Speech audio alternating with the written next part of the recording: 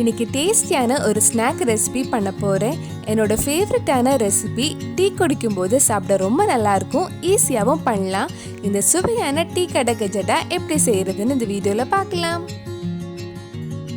ஒரு பவுலில் 1/2 cup powder sugar எடுத்திருக்கேன். இது 1/2 கப் சுகர் எடுத்து மிக்சியில் பொடிச்சது. இது கூட ஒரு முட்டை ஆட் பண்ணி நல்லா பீட் பண்ணலாம். அந்த சுகர் நல்லா மெல்ட் ஆகுற வரைக்கும் பீட் பண்ணிக்கோங்க. நம்ம சேனலில் இதுக்கு முன்னாடி பண்ண ஸ்வீட் ரெசிபி, கேக் ரெசிபிஸ் எல்லாம் உங்களுக்கு பார்க்கணுன்னா அதோட லிங்க் கீழே டிஸ்கிரிப்ஷனில் இருக்குது. அந்த ரெசிபிஸும் போய் பாருங்கள். இப்போ நல்லா க்ரீமி ஆயிடுச்சு. இனி நம்ம மற்ற இன்க்ரீடியன்ஸ் எல்லாம் இதில் ஆட் பண்ணலாம். 1 கப் மைதா எடுத்திருக்கேன். அது கூட 2 டேபிள் ஸ்பூன் ரவை, 1 டேபிள் ஸ்பூன் அரிசி மாவு ஆட் பண்ணலாம். நல்ல வாசனை ஃப்ளேவருக்காக 1/4 டீஸ்பூன் ஏலக்காய் பொடி ஆட் பண்ணுறேன். கஜடா நல்லா சாஃப்டாக கிடைக்கிறதுக்கு கொஞ்சமாக பேக்கிங் சோடா ஆட் பண்ணலாம். அப்புறம் கொஞ்சம் உப்பும், கடைசியாக 1 டீஸ்பூன் நெய் ஆட் பண்ணி நல்லா மிக்ஸ் பண்ணிக்கோங்க.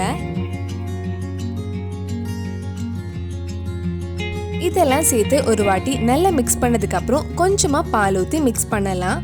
நிறைய பால் ஊற்றிடாதீங்க. நான் ஃபர்ஸ்ட் 1 டேபிள் ஸ்பூன் பால் ஊற்றிருக்கேன். மிக்ஸ் பண்ணிவிட்டு தேவைப்பட்டால் மறுபடியும் 1 டேபிள் ஸ்பூன் பால் ஊற்றலாம். நீங்கள் எடுத்துருக்கிற முட்டை சைஸ் பெருசாக இருந்தால் கொஞ்சம் பால் போதும். அதனால் ஒரு வாட்டி மிக்ஸ் பண்ணதுக்கப்புறம் தேவைப்பட்டால் மட்டும் 2வது பால் ஊற்றிக்கலாம். இந்த ஒரு கன்சிஸ்டன்சியில் இருக்கணும். இது ஒரு 20 நிமிஷம் கிட்ட அப்படியே இருக்கட்டும். கஜடா ஃப்ரை பண்ணுறதுக்கு ஒரு கடாயில் எண்ணெய் சூடு பண்ண வச்சுருக்கேன். எண்ணெய் சூடானதும் நம்ம ஒன்றொன்னா ஃப்ரை பண்ணி எடுக்கலாம். மாவு கையில் ஒட்டாமல் இருக்க கொஞ்சம் எண்ணெய் தடவிக்கோங்க. இது ஒரு மீடியம் ஷேப்பில் உருண்டை பிடிக்கலாம். ரொம்ப பெருசாக உருண்டை பிடிச்சா உள்ளே சீக்கிரம் வேகாது. அதனால் கொஞ்சம் சின்னதாகவே உருண்டை பிடிச்சிக்கோங்க. ரொம்ப ஹை ஃப்ளேமில் வைக்கக்கூடாது. ஹை ஃப்ளேமில் வச்சா வெளியே சீக்கிரம் கருகிடும், உள்ள மாவு அப்படியே இருக்கும், வேகாது. லோ ஃப்ளேமில் வச்சு ஃப்ரை பண்ணலாம். கிட்டத்தட்ட 5 நிமிஷம் ஆகும் இது ரெடி ஆகுறதுக்கு. பொறுமையாக ஃப்ரை பண்ணி எடுக்கலாம். மெதுவாக திருப்பி போட்டு எல்லா சைடும் ஃப்ரை பண்ணி எடுக்கலாம். கொஞ்ச நேரத்தில் டீ கடையில எல்லாம் கிடைக்கிற மாதிரி அழகாக அது வெடிச்சு ஃப்ரை ஆகி வரும். இப்போ 5 நிமிஷம் ஆயிடுச்சு. அழகாக நல்ல கோல்டன் கலரில் ஆயிருக்கு, நல்ல கிராக்கும் வந்திருக்கு. இப்போ நம்ம இதை எடுத்துடலாம். இந்த மாதிரி மிச்சம் இருக்கிற மாவுலையும் நம்ம கஜடா ரெடி பண்ணலாம்.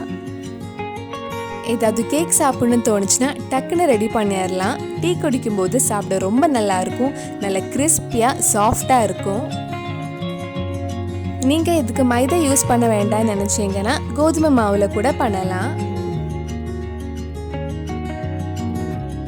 இது எனக்கு ரொம்ப பிடிச்ச ஸ்நாக் ரெசிபி. கண்டிப்பாக நீங்களும் இந்த கஜடா ரெசிபியை உங்கள் வீட்டில் செஞ்சு பாருங்கள்.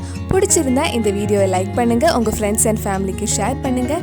வேறு என்னெல்லாம் ஸ்நாக் ரெசிபி நம்ம சேனலில் ட்ரை பண்ணலான்னு கீழே கமெண்ட் பாக்ஸில் சொல்லுங்கள். நீங்கள் இன்னும் என்னோடய சேனலை சப்ஸ்கிரைப் பண்ணலைன்னா மறக்காமல் சேனலையும் சப்ஸ்கிரைப் பண்ணிடுங்க.